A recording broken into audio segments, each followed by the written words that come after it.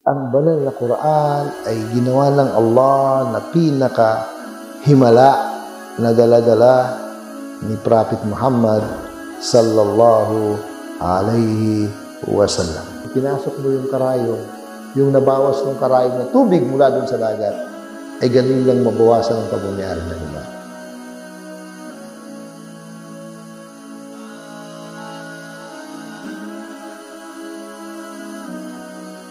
Bismillahirrahmanirrahim. Alhamdulillahi Rabbil Alamin. Wala aqibatu lil muttaqina wala udwana illa ala zalimin. Wassalatu wassalamu ala sayyidina wa nabiyyina Muhammad wa ala alihi wa sahbihi ajma'in. Amma ba'du, assalamu alaikum warahmatullahi wabarakatuh. Mga minamahal po namin ng mga kapatid at mga giliw namin na taga-subaybay, nagpapatuloy pa rin tayo dito sa mga mahalagang katangian ng banal na Quran. Isa sa mga katangian nito mga kapatid, ito ay gabay sa sangkatauhan mula sa pagkaligaw tungo sa katotohanan.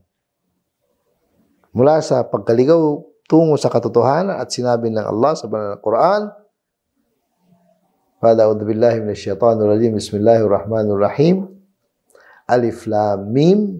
Dzalikal kitabu la raiba fihi hudal lil muttaqin. Itong aklat na ito, banal na Quran, ay walang pag-aalinlangan sa anuman ang nilalaman nito. Walang pag-aalinlangan.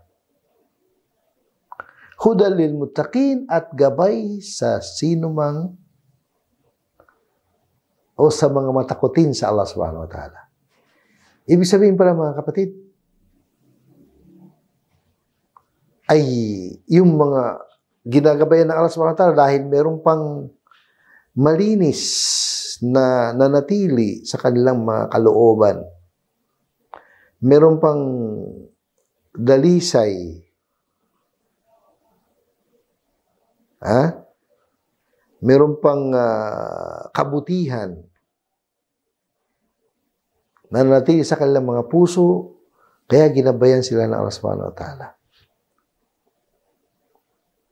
Katulad lang nasabi ko sa mga unang episode natin mga kapatid, ang kalayaan ay binigyan ng Allah subhanahu wa ta'ala sa atin. May mga tao na nilubos-lubos lang yung kalayaan na yun para sa makamundong gawain, o kung bigkasin natin yung mas masahol na, mas matinding salita, para sa makahayop na ibig sabihin na kalayaan. Hindi. Tayo kasi mga kapatid, binigyan ng Allah subhanahu wa ta'ala ng talino. At the same time, binigyan tayo ng kalayaan. Yung talinong mayroon tayo, ay gagamitin natin dun sa ating kalayaan. Sabi nga sa kasabihan, bakit ang utak ay nasa taas? Dahil ginagamit Ang utak, yun ang talino natin. Gagamitin natin ang talino doon sa kalayaan natin para hindi lubos-lubusan na tayo maligaw na magiging, kumbaga sa ang ating pamaraan ay naging makahayop na. Nakalimutan natin na tayo tao na mayroong talino. Ang hayop ay walang talino na katulad natin. Kaya nga yung mga pinagtatakpan lang kanilang talino ay naging masahol pa sila kaysa hayop. Okay. Doon sa Allahu Akbar. Doon sa aya na yun, na sabi ng Allah, hudal lil muttaqin, gabay sa mga matakutin. Ibig sabihin yung gabay na mula sa Allah sa pamagitan ng banal na Quran ay para doon sa mga taong nagginagamit lang kanilang talino doon sa kanilang kalayaan. Oo nga, malaya ako, pero hindi ako hayop, tao ako. Yun ang ibig sabihin. Sabihin, kung mayroong gawain ng tao na makahayop, hindi ako kasama doon. Kasi hindi naman ako hayop, tao ako eh. Kaya yun yung talino na simpleng ano. Wag natin kalimutan na tayo ay tao na nilikha ng Allah SWT, pinili tayo bilang tao na kung saan, kapag hindi natin nakalimutan yung pagiging tao natin, manatili tayong tao. Kaya kahit malaya pa tayo na, kaya natin gawin ang makahayop na gawain, pero hindi natin gagawin dahil sa tao tayo. Kaya yun ang ginagamot ng Allah ang mga taong gano'n ng pagkatao. Sa totoo lang mga kapatid, minsan may mga tao na nakikita natin na ang bait.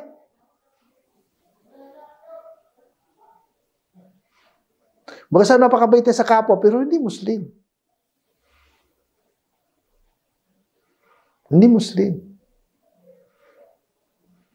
Pero mga ganong klase ng tao kapag naintindihan nilang tamang katuruan ng banal na Quran, ay hindi posible na madali natin silang mahikayat tungo sa katuruan ng Islam, tungo sa Islam.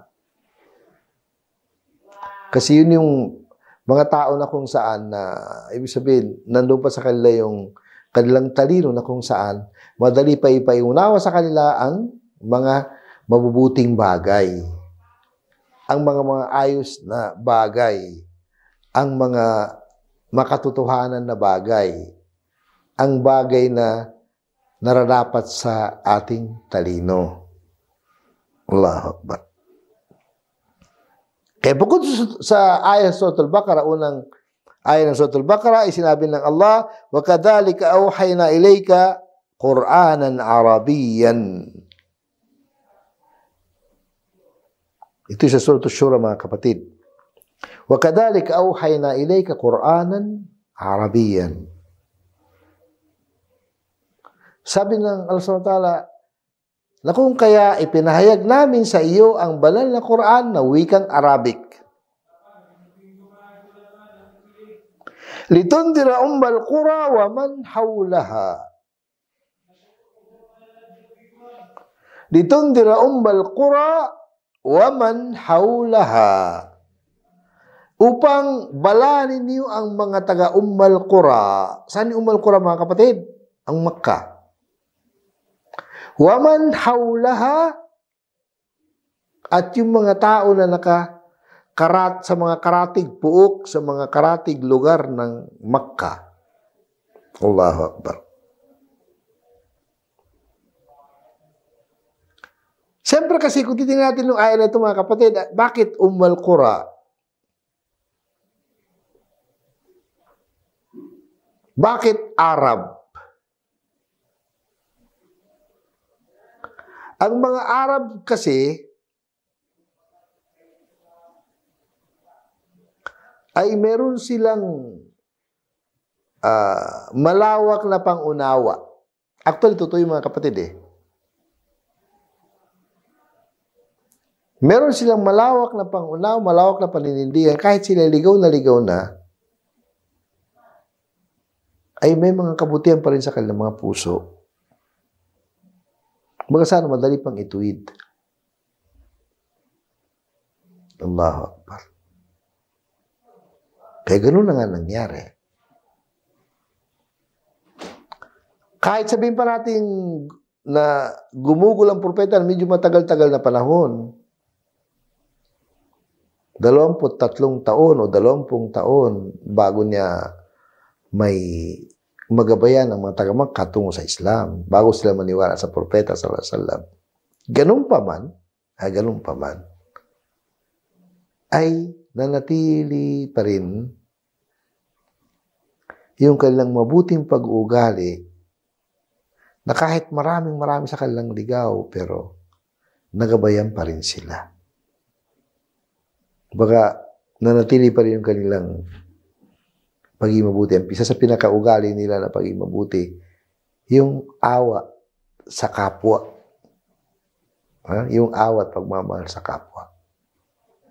Nangyari nga sa Makkah, mga kapatid, na nagkasundo yung tinatawag ng helpful fudul, nagkasundo, nagsumpaan ang mga matataas ng mga tao sa Makkah na sila ay maging kakampi ng mga inaapi laban sa sino man ng api, kahit ang nang api ay nanggaling sa kanilang lahi.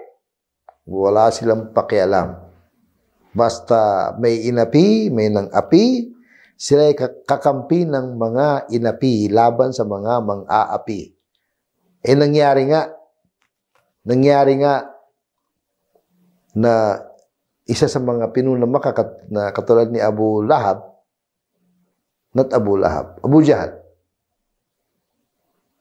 Meron siyang inapi, ay nagkasundo ang buong Makkah na kukuha nila yung karapatan ng inapi mula dun sa nang api. Yung ganong ugali, mga kapatid. Yun ang sinasabi nila, isa sa mga sinasabi nila, human rights. Meron silang human rights. Ang mga taga-Makkah, hindi pa sila Muslim. Pero meron silang ganong ugali. Na walang sino mang papasok sa Makkah na dayuhan na pwedeng maapi kasi merong grupo ng mga tao na sila ay kakampi ng mga inapi laban sa mga mang-aapi. Na isa yun sa mga napakagandang pag-ugali na which is nakilala ang mga taga-Makkah. Kaya nga sabi nga ng Propeta ﷺ, hindi ko ipagpapalit ng gamundo na kayamanan o yung iba, sabi na humurin naam, ang aking pagsama, pagdalo sa pagsumpaan ng mga namumuno sa Makkah, na yun na nga ang pinagsumpaan nila. Sino man ang aapihin, kakampihan nila at hindi sila maging kakampi kailanman ng mga mang-aapi. Kaya, meron para silang ginintuang puso Kahit ligaw na sila, pero meron silang ginintuang puso. Nga lang, kung makasano, matindi na rin ang pagka-apekto sa kanila nung shirk, yung pagsamba nila ng iba maliban sa Allah, pero ganun pa man, ay meron pa rin natira. Kaya, nung sila ginabayan ng Allah subhanahu wa ta'ala, Allah Akbar. Ay, yung bakit sinabi ng litundira Ummul Qura. Ang punto ko lang kasi dito yung pagkasabi ng Ummul Qura. Ummul Qura yung pinaka-main, pinaka-head, pinaka-sentro ng sambayan ng Arabs na pinaka-capital city ng sambayan ng Arabs ay Makkah. Kaya sabi ng Allah, litundira Ummul Qura wa man hawlaha. Upang balaan ang mga taga Ummul Qura, ganun din ang mga nakapalibot sa Ummul Qura, nakapalibot sa Makkah. Wa tundira yawmal jam'i la rayba fihi. At ipaalam sa kanila, sila'y bigyan ng babala na mayroong araw ng pagtitipon-tipon sa kabilang buhay na walang pag-aalinlangan. Ipunin ng Allah ang lahat ng tao dun sa kabilang buhay. Yun ang isa sa mga nakalimutan nila. Kalimutan ng mga taga-Makkah. Meron palang kabilang buhay. Fariqun fil jannati wa fariqun fis sa'ir. Sa kabilang buhay ay mayroong patungo sa paraiso at mayroon namang patungo sa naglalagablab na apoy sa impyerno. Ibig sabihin, dalawa lang ang patutunguhan sa kabilang buhay, mga kapatid. Kung hindi paraiso, ay impyernong apoy. Allahu Akbar. Ito yung nabanggit sa Surah Shura, mga kapatid. Surah Shura ay Surah 42 ng banal na Quran. Allahu Akbar. Allahu Akbar. Kaya, Ibig sabihin, ang mga bagay nito mga kapatid na hinahayag o dilalantad ng banal na Quran para sa atin ay malinaw na para tayo ay gabayan ng banal na Quran. Kaya ang banal na Quran ay gabay sa mga taong may takot. May takot sa Allah sa kanilang mga puso at meron pang nanatiling malinis, dalisay sa kanilang kalooban. Ipagpatuloy po natin mga kapatid. Diyan lang muna kayo.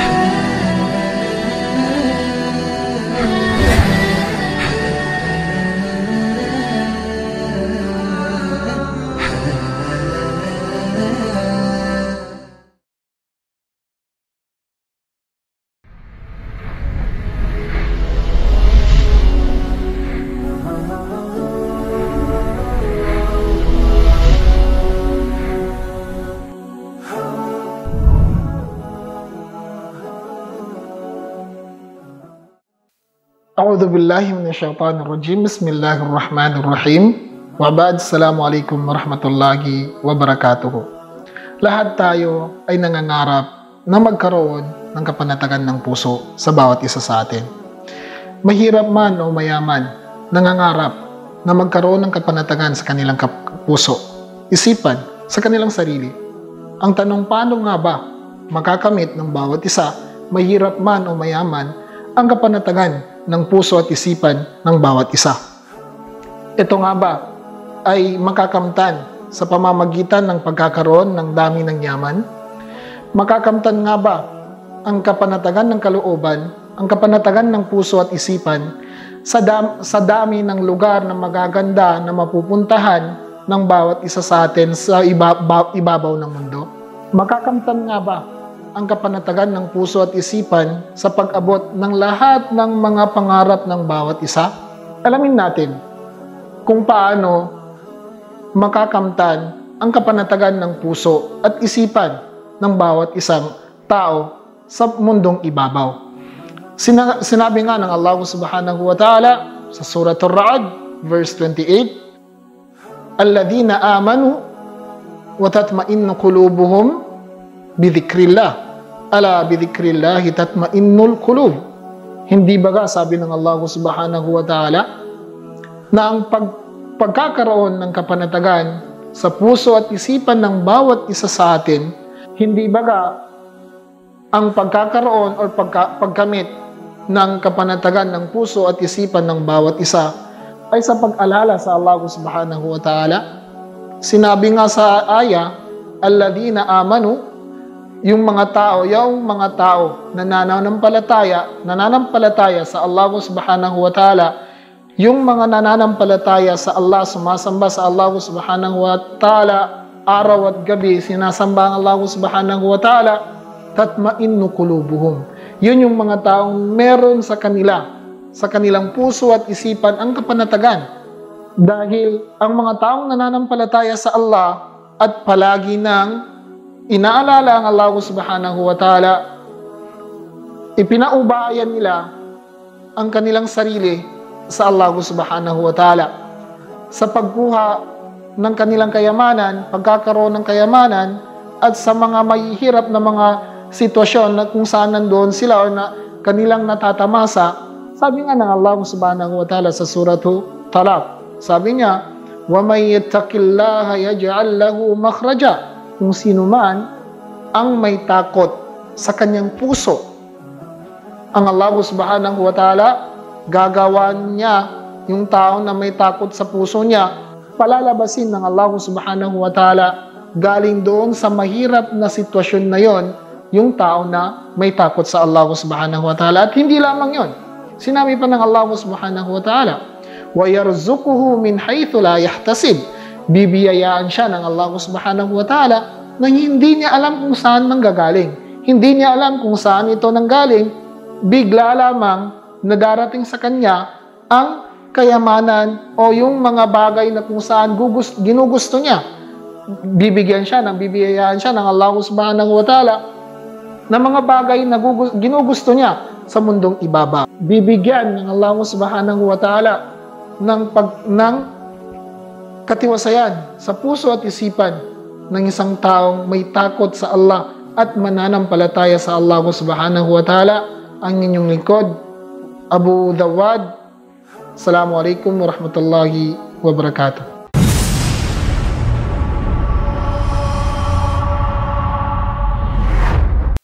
Kaya mga kapatid, pagsikapan natin na may paliwanag ang ilan sa mga bersikulo ng banal na Quran na nagpapatunay na ito ay lunas sa lahat ng suliranin, lahat ng sakit at gabay sa sangkatauhan. Sa isa pang aya, sinabi ng Allah,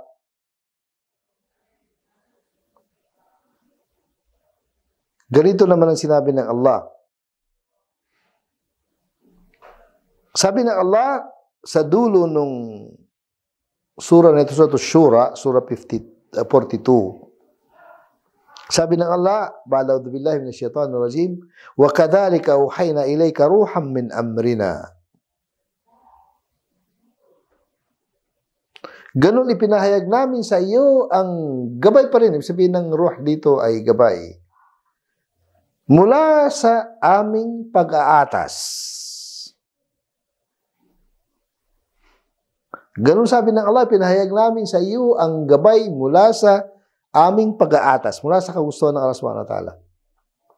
Ma kunta tadri mal kitab. Hindi mo alam kung ano yung aklat. Ano yung banal na Quran? Walal iman. At hindi mo rin alam na kung ano ang tunay na kahulugan ng iman, ang paniniwala, ang tamang paniniwala. Walakin ja'alnahu nuran nahdi bihi man nasha. Subalit ginawa namin ang banal na Quran na liwanag.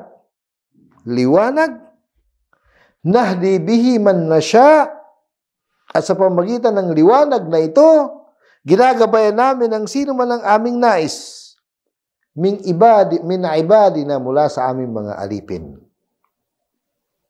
Sino man ang aming nais mula sa aming mga alipin.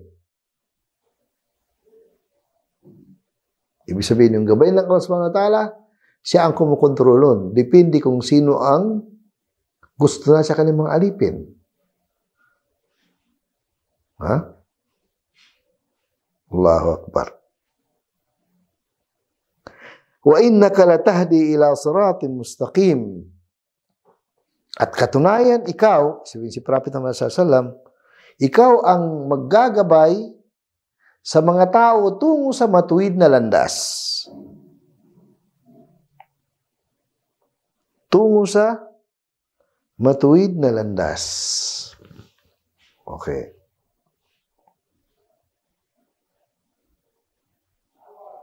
Tungo sa matuwid na landas. Allahu Akbar. Ano yung matuwid na landas? Siratillahi alladhi lahu ma fis samawati wa ma fil ard. Ang matuwid na landas ay landas na mula sa Allah na kung saan siya ang nagmamay-ari ng mga kalangitan at ang kalupaan. Ibig sabihin, ang tagapaglikha, siya lamang ang bukod tanging nakakaalam kung ano yung matuwid na landas na dapat natin tahakin. Ha? Kung ano yung matuwid na landas na dapat natin tahakin, walang nakakaalam kundi ang Allah. Walang nakakaalam nito kundi ang Allah subhanahu wa ta'ala. Kaya nga sabi nga niya kay Prophet Muhammad sallallahu alaihi wasallam, ma kunta tadri mal kitab, hindi mo alam kung ano yung aklat. Sabihin, ano yung nilalaman ng aklat? Nung hindi pa siya propeta, wala siyang alam doon. Walal iman, hindi mo rin alam kung ano yung tamang pananampalataya. Although na si Prophet Muhammad sallallahu alaihi wasallam, kahit hindi pa siya propeta, ay nandun na siya sa matuwid na landas dahil hindi siya naligaw dahil siya hinanda ng Allah para maging propeta. Pero para sa kanya, para kay Prophet Muhammad sallallahu alaihi wasallam, ay normal lang yun, natural na yun. Yung pala, ay iba pala siya sa mga pangkaraniwang tao. Allahu Akbar. May mga tao kasi na pinanatili ng Allah sa tamang landas, kaya sabihin natin wala pa sila sa Islam, na akala nila ay lahat ng tao katulad ng kanilang pag-iisip, kanilang panindigan na tamang panindigan, kaya kagad pag nakakita sila ng mali, magre-react sila. Allahu Akbar. Merong ganun. Merong ganun ng mga tao. At merong nga sa Makkah ng mga ganung klase ng mga tao. Na katulad ni Abu Bakr. Hindi pa siya Muslim, hindi siya sumamba ng revolto. Katulad ni Zaid, na ama ni Sa'id ibn Zaid, ganun din. At meron pang iba. Meron pang iba sa mga Arabs, lalo ng mga taga-Makkah na mga naging matwid. At kilala sila sa ganung pag-uugali. Bago pa dumating si Prophet Muhammad sallallahu alaihi wasallam. Allahu Akbar. Ito'y naitala sa talambuhay ng propeta, yung mga ganitong klase ng mga tao. Allahu Akbar.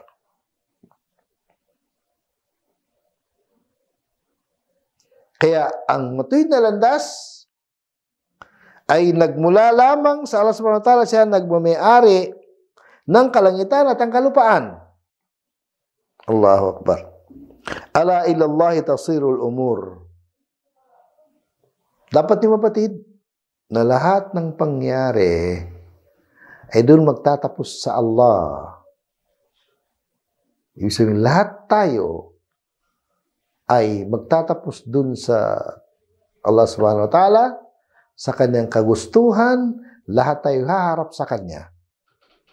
Allahu Akbar. Lahat tayo haharap sa kanya. Ang sino man ang naging mabuti ay maging mabuti ang kanyang aasahan.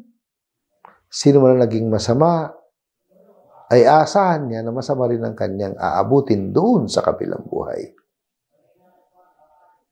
Ang maganda lang kasi mga kapatid, ang totoo, kung titingnan natin ang sitwasyon sa mundo, ay marami talagang tao, marami,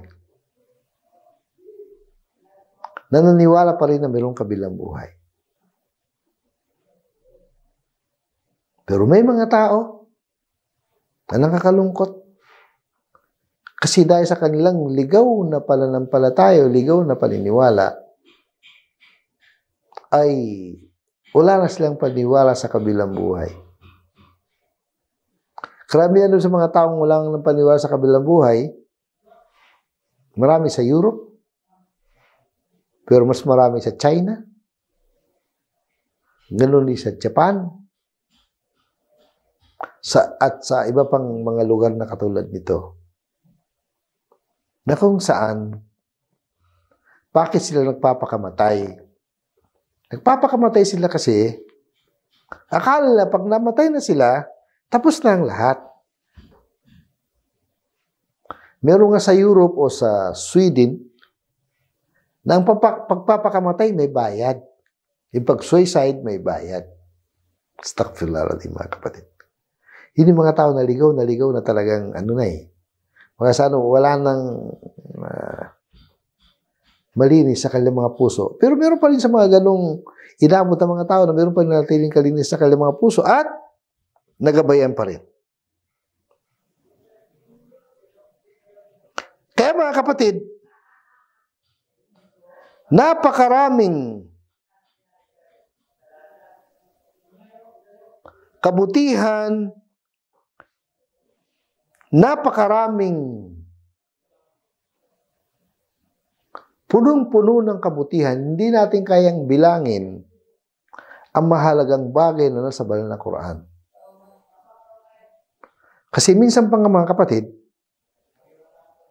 yung mga nasa banal na Quran ay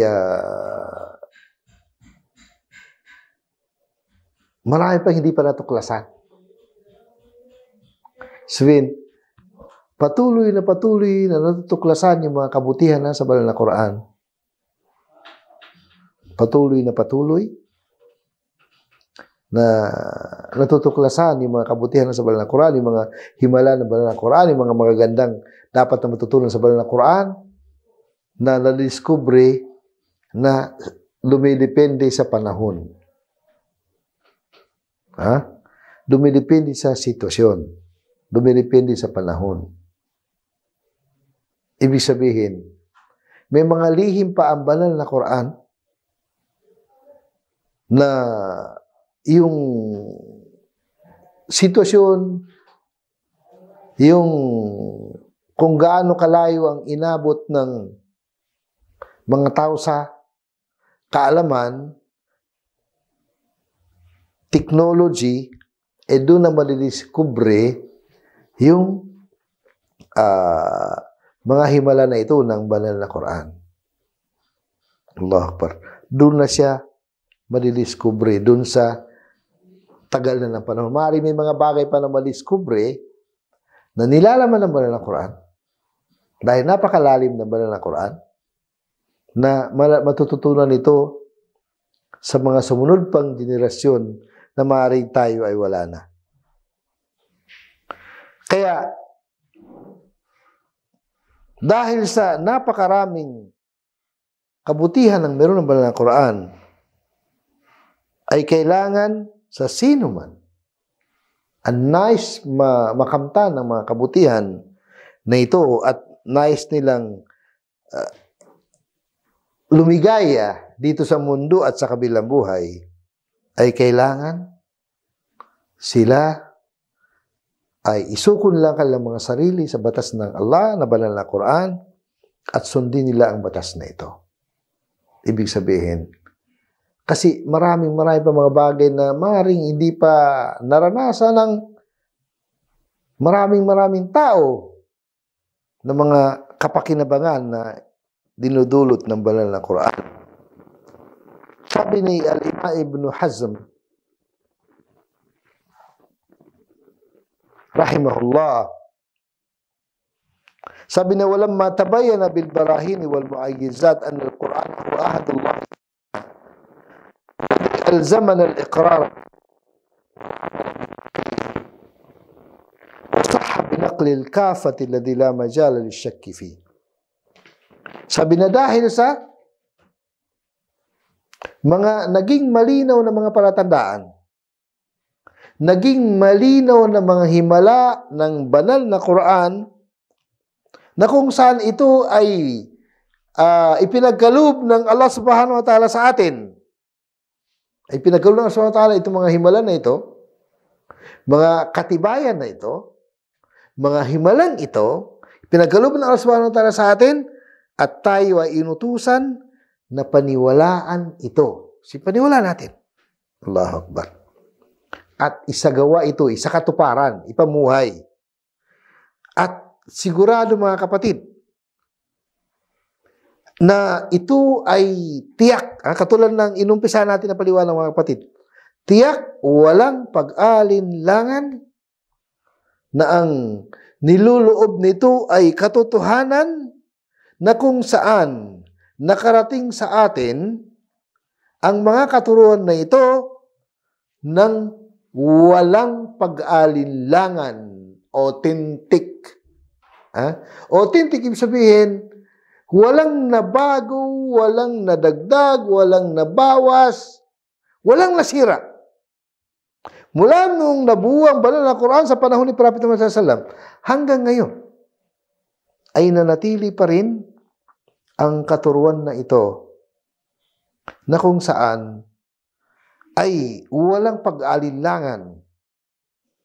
Sabi nga, inshallah may paliwanag din natin sa susunod, sabi nga na ang banal na Quran ay wasala ilayna bitawatur.